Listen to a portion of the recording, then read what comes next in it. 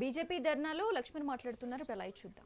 మొత్తం తమ రావాల్సినటువంటి బకాయిలు చెల్లించక ఏ రకంగా మరి నరక యాతన పడుతూ మరి ఆ యొక్క మనశ్శాంతిని కోల్పోయి ఆత్మహత్య చేసుకున్న సంఘటనలు. కానీ ప్రభుత్వం ఇవాళ డిఏ గురించి ప్రస్తావన లేదు.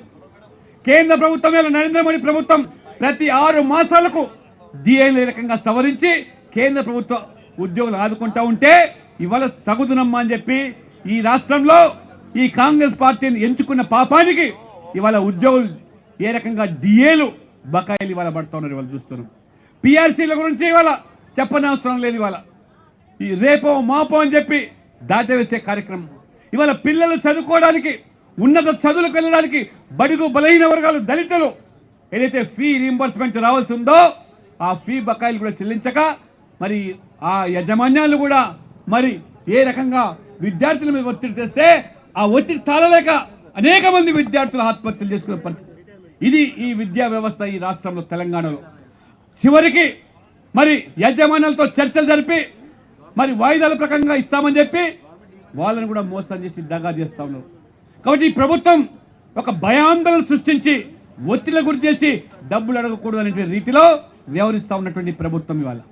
నేను ఇవాళ అడుగుతున్నాను. ఇవాళ ఇదే ముఖ్యమంత్రి గారు ఇంతసేపు కూడా గత ప్రభుత్వం చేసిన అప్పుల మీద వడ్డీలు కట్టడానికే సరిపోతుందని చెప్తున్న మీరు మీ యొక్క ఈ దుబారా ఖర్చులు ఇవాళ మీరు దావోస్కి వెళ్ళి ఎన్ని ఒప్పందాలు తీసుకొచ్చారు, ఎన్ని వేల కోట్ల ఒప్పందాలు అయినాయో, ఎంతమందికి ఉద్యోగాలు కల్పించారో ఏమైనా మీకు చిత్తశుద్ధి ఉంటే ఒక శ్వేతపత్రం విడుదల చేయడానికి మీ ప్రభుత్వం ముందుకు రావాల్సిన అవసరం ఉంది.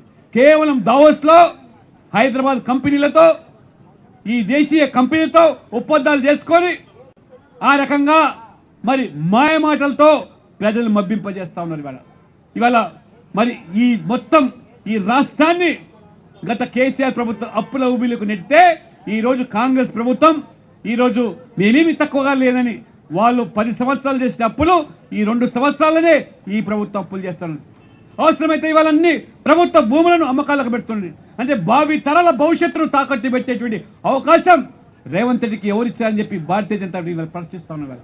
ఆనాడు హైదరాబాద్ సెంట్రల్ యూనివర్సిటీ విద్యార్థుల యొక్క ఉన్నత చదువుల కోసం ఆనాడు కేంద్ర ప్రభుత్వం ఆ భూమి కల్పిస్తే దానిని కూడా ఏ రకంగా కాజేయడానికి అమ్మకానికి పెడితే పార్లమెంట్ సభ్యులుగా ఈ ప్రాంతానికి సంబంధించినటువంటి ప్రజలుగా ఆ రోజు పార్లమెంట్లో నేను గొంతు విప్పితే చివరికి హైకోర్టు మొట్టికాయలేసి ఆ ప్రభుత్వం యొక్క భూముల వేలన్నీ ఆ రోజు నిలిపివేయడం జరిగింది. ఈ రకంగా ఎక్కడ పడితే అక్కడ ప్రభుత్వం యొక్క భూములు అమ్మడం లేదా మద్యాన్ని ఏర్లై పారించి ప్రజలేమో ఇవాళ గ్రామీణ ప్రాంతాల్లో పేద రైతులు, చిన్నకారు సన్నకారు రైతులు, రైతు కూలీలు ఇవాళ మాకు సాగునీరు కావాలి, తాగునీరు కావాలి, రక్షిత నీరు కావాలంటే ఈ రేవంత్ రెడ్డి ప్రభుత్వము తాగునీరు లేదు, సాగు లేదు, అయితే ఇస్తే ఇవాళ బారిస్తాం, బీరిస్తాం, తాగండి, తన్నుకొని చావండి, ఆ మద్యం ద్వారా వచ్చే ఆదాయం ద్వారానే ఈ ప్రభుత్వాన్ని నడుపుతామని చెప్పి కోట్ల రూపాయలు ఇవాళ ఏ రకంగా మద్యం మీద ఇవాళ సొమ్ము చేసుకుంటుందో ఇవాళ పేద ప్రజల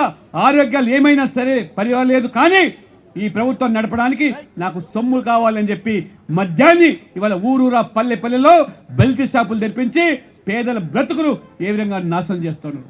ఎన్నికల ముందు ఇదే రాహుల్ గాంధీ ఇక్కడే అశోక్ నగర్లో చిక్కడపల్లికి వచ్చి లైబ్రరీ దగ్గర మా పార్టీకి ఓటేయండి, 1 సంవత్సరం కాలంలో 2 లక్షల ప్రభుత్వ ఉద్యోగాలు కల్పిస్తాను అని చెప్పి నమ్మ బలికి చివరికి ప్రతి ఏటా జాబ్ క్యాలెండర్ ప్రకటిస్తా అని చెప్పారు. ఇవాళ 2 సంవత్సరాలు గడుస్తూ ఉన్నది.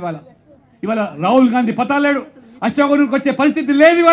ఇవాళ నిరుద్యోగ యువత ఇవాళ జాబ్ క్యాలెండర్ గురించి ప్రస్తావిస్తే, నియామకాల గురించి వాళ్ళు ఇవాళ నిలదీస్తూ ఉంటే ఇవాళ లాఠీలు నిలిపిస్తూ ఉన్నారు, తలలు బగలగొడుతూ ఉన్నారు, రక్తాన్ని చిందించేదే.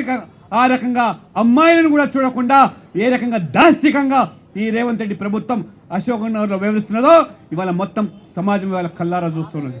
దయచేసి ఇవాళ తెలంగాణలో ఎక్కడ లేని విధంగా డిఏ కానీ, పిఆర్సీ కానీ లేదా ఈ బకాయిలు కానీ దేశంలో ఏ రాష్ట్రంలో కూడా ఇంత దుస్థితి లేదు.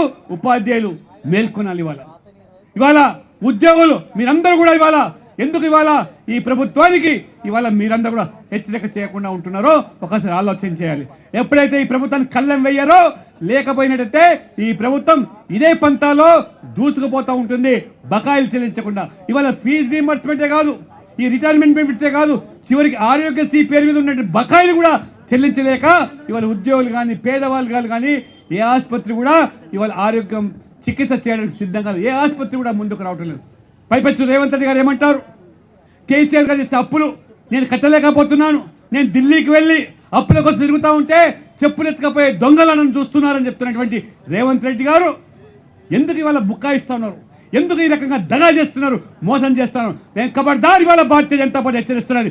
వెంటనే ఈ ప్రభుత్వం స్పందించి సకాలంలో బెనిఫిట్లన్నీ కూడా చెల్లించకపోతే రాజకీయంగా తీవ్ర మూల్యం చెల్లించుకుని వస్తుందని చెప్పి కూడా దానికి భారతీయ జనతా పార్టీ పూర్తిగా ఇవాళ నాంది పలుకుతామని చెప్పి ఇవాళ తపస్ లాంటి ఏదైతే ఉపాధ్యాయ సంఘం ఉందో వారికి చేయుతనిచ్చి ఖచ్చితంగా వాళ్ళ హక్కులను కాపాడడానికి మేమందరం కూడా పార్లమెంట్ సభ్యులుగా ఎమ్మెల్యేలుగా మొత్తం బీజేపీ కూడా అండగా ఉంటుందని చెప్పి, కాబట్టి ఈ ప్రభుత్వం చేపట్టే కార్యక్రమాలు ఒక్కరోజు సమ్మెతో పిలిపించేటైతే ఉద్యోగులు ఉపాధ్యాయులు మొత్తం ప్రభుత్వం దిగి వస్తుంది, కదిలి వస్తుందని చెప్పి, కాబట్టి ఉపాధ్యాయులు ఆలోచన చేయండి, ఉద్యోగులు ఆలోచన చేయండి, ఆ రకంగా పెన్ డౌన్ చేయండి.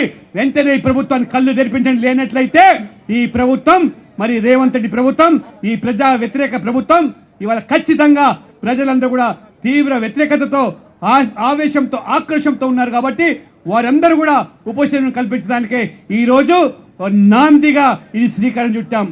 సమీప భవిష్యత్తులో ప్రభుత్వం దిగిరాకపోతే ప్రభుత్వాన్ని స్తంభించడానికి భారతీయ జనతా పార్టీ ఎమ్మెల్సీలు అన్ని రకాలు కూడా సంసిద్ధంగా ఉన్నారని చెప్పి హెచ్చరిస్తూ మీ అందరూ కూడా నేను అభినందిస్తూ ఉపాధ్యాయులను ఉద్యోగులను అదే రకంగా ఈరోజు రిటైర్ అయినటువంటి అందరినీ కూడా ఈ కార్యక్రమంలో పాల్గొని ఆ రకంగా మిగతా వాళ్ళ యొక్క మరి సమస్యల పరిష్కారం కోసం ముందుకు వస్తున్నందుకు మీ అందరికీ కూడా ధన్యవాదాలతో ఎమ్మెల్సీలను ముఖ్యంగా కూడా మీ కర్తవ్యాన్ని నిర్వర్తిస్తున్నందుకు మిమ్మల్ని నమ్మి గెలిపించినందుకు కూడా మీరు ఆ దిశలో అడుగులు వేస్తున్నందుకు అభినందిస్తూ ధన్యవాదాలతో సెలవు తీసుకుంటున్నాను.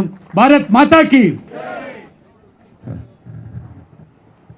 జాతీయ ఓబీసీ మోర్చా అధ్యక్షులు డాక్టర్ లక్ష్మణ్ గారికి ధన్యవాదాలు తెలియజేస్తూ అదేవిధంగా మన మధ్యలోకి విచ్చేసిన జాతీయ నాయకులు ఎక్స్ఎమ్మెల్సీ శ్రీ పొంగులేటి సుధాకర్ రెడ్డి గారికి సాదరంగా స్వాగతం తెలియజేస్తూ